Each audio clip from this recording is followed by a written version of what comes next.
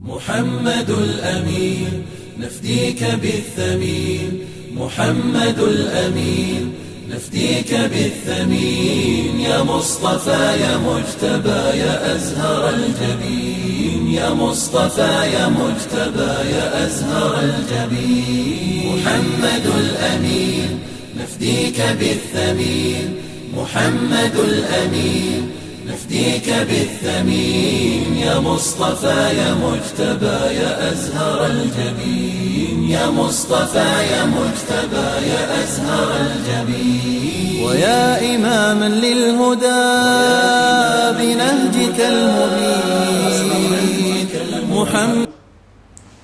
Assalamu alaikum wa rahmatullahi wa barakatuh.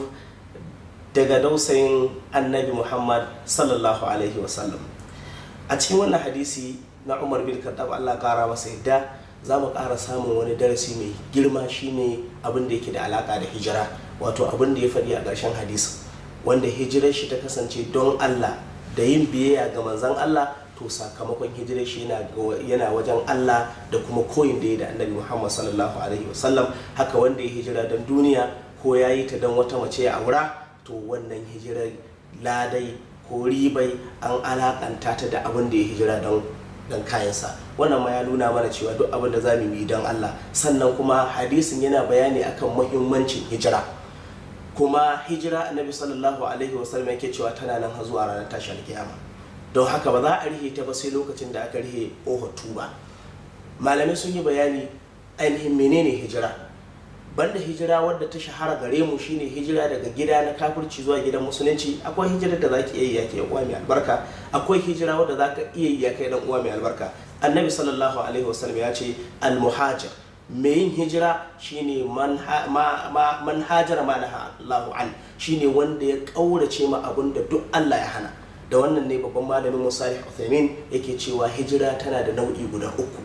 Hijira ta farko ita ce hijratul abdan, hijirar da mutum zai da gangar jikin shi, ka bar gurin da ake sabo, ka rabu da waɗanda suke sabo zuwa ga waɗanda ba su aikata sabo. Kana tare da abokai, kina tare da ƙawaye suna sa ki saba ma Allah. In kina son ki zama mai hijira, ki samu ladan masu hijira waɗanda Allah ya ce ulaika humul faizuna a cikin suratul tauba, to ki kaurace musu.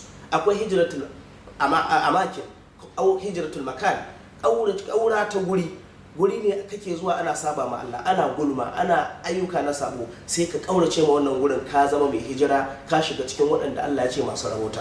Sa'ilin nan akwai hijira ta aiki, kana aikin sabo, kana aikin zunubi, kana aikin da Allah madaukakin sarki baya so, to yana da kyau ainihin ka kaurace ma wannan aiki don ka kasance cikin masu hijira. Don haka ya koyan uwa masu albarka, a wannan zamanawa ina kira mu gabaki daya wajen mu kaurace ma dukkan guraren da muka san ana saba ma Allah a irin waɗannan guraren, sannan mu kaurace ma dukkan abokan da suke saba ma Allah, sannan dukkan ayyukan da muke yi waɗanda Allah baya so mu kaurace musu don mu haɗu da waɗanda suka hijira daga cikin mutanen Makka, wanda Allah madaukakin sarki ce ulaika humus sadiquna, waɗannan su ne masu gaskiya. Allah ya haɗa ni da ku a cikin gidan aljannat firdausul a'la.